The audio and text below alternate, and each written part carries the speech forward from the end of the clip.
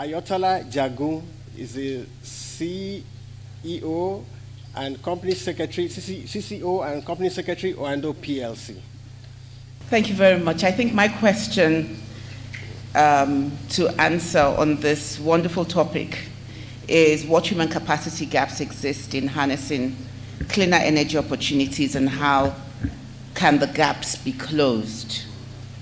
And first of all, I really want to commend and applaud the NCDMB for everything they've done in the area of human capacity development in the oil and gas sector.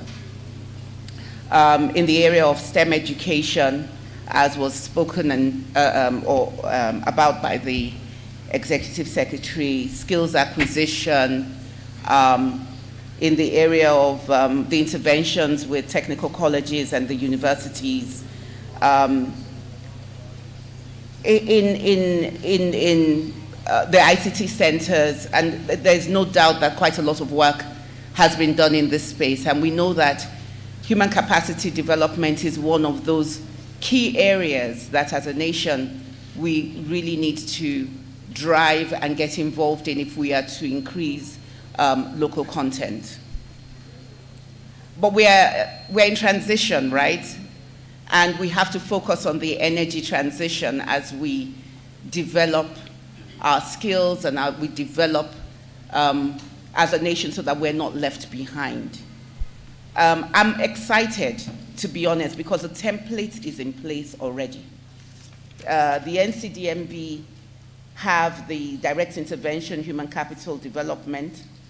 They also have the project-based human capital development. There's the collaborative human capital development.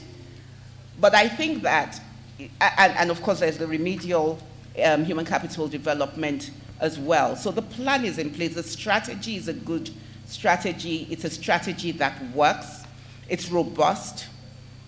It's done also not in an isolated manner.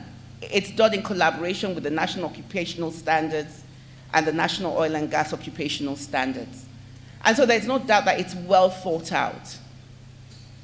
However, I'm a bit concerned that, and I hear what the Executive Secretary says about operating under a mandate, and that mandate is the Act, right?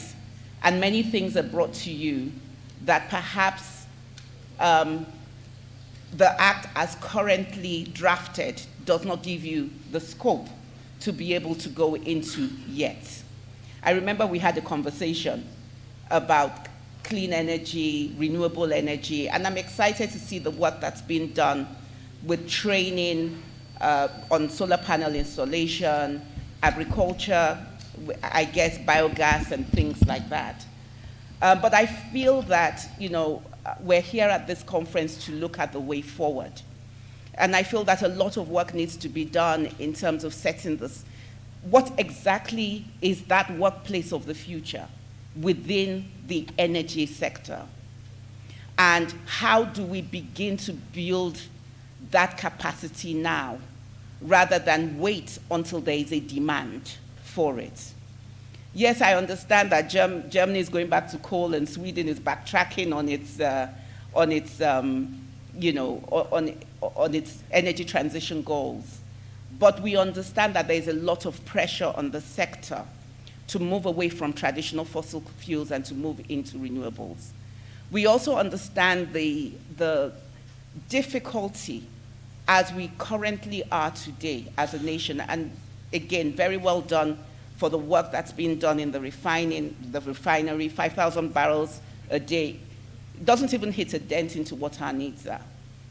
I know that some of us went to the free trade zone to launch, not to launch per se, but to commission, is it a commissioning, is this a launch?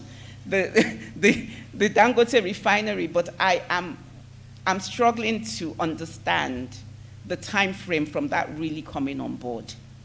And so there are just so many things that we need to look at if we are to develop the way we ought to develop, if all the hard work and effort of building entrepreneurial skills, of the work that's being done in manufacturing, in deepening our economy is going to materialize, then we need to do a bit more work in terms of making our energy needs and our energy security secure, right? So we need to look at renewables. We need to look at what we have in terms of wind. We need to look at what we have in terms of solar. We need to look at waste to energy. We need to look at geothermal. We need to look at gas really seriously as a gas transition fuel, and how we can capture that gas and how we can transport that gas to where it's needed. All the work that the NCDMB is doing, but much more. So I just want to talk about some of the areas before I hand over that I feel we need to begin to focus on. Obviously, the national occupational standards have to factor in the energy transition, and I need to start from the place of this joined up thinking by government, not just government, but government, the private sector. There has to be joined up thinking. We have a just energy transition plan. We all need to work hand in hand with the educational sector, with those who are setting occupational standards to say, okay, what are those jobs of the future that we need? From a technology point of view, we know that technology in the renewable space is just fast emerging, and we need to catch up. We talked about solar panel assembly, or we talked about solar panel assembly and training young people to assemble solar panels. But I really look forward to the day where we can actually manufacture those solar panels ourselves rather than import them in from China. We look forward to and so we need the skills to be able to manufacture those solar panels. And not just even traditional solar panels, but to be at the cutting edge of solar panel technology. We just recently commissioned a proof of concept of electric vehicles, mass transit vehicles with the Lagos state government. I look forward to the day where we can manufacture those mass transit vehicles in Nigeria. What are the skills we need today to be able to do that? Those are the skills we need to be investing in. Those are the skills that we need to be able to ensure that our students, not just at university and technical colleges, but also in secondary schools, are being prepared for that. Because that's what's happening all over the world. That's what's happening in China. That's what's happening in India. So we need to be step ahead in terms of the technology. I also want to talk about the technical capacity gaps, the lack of specialized skills in the renewable sector. We talk about the oil and gas sector, and we know that there's a lot of work that's being done. We also know that we're hemorrhaging good people. I'd love to see the statistics for those that the NCDMB have trained who have now jackpot, and those who have actually stayed and are still at work in Nigeria. We need to plug that gap. We need to enhance vocational and technical training programs and partner with the educational institutions and also the industry players. Then there are the educational capacity gaps in terms of our curricula.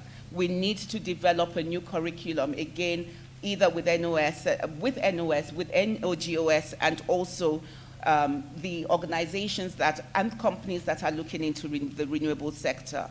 We also need access to quality education. And again, quite a lot of us in the room invest in trying to upgrade education from primary school, state primary school level, all the way up to university. We need to integrate clean energy education. We need to also support educational initiatives as we've continued to do. And so finally, before I close and hand over, I think that we need to build a workforce that is able to help us transition, because the transition is real, but not at the expense of our development, right, as a nation, not at the expense of our industrialization, but that we're able to use the massive resources we have from the sun, the water, hydroelectric, the wind technology, but also the metals for clean energy that we have and the mining space, that somehow we're able to capture all of those things, train a workforce that is able to convert that into something that is real development for us as a nation. Thank you. Thank you so very much. That was from Ayotola, Jagun.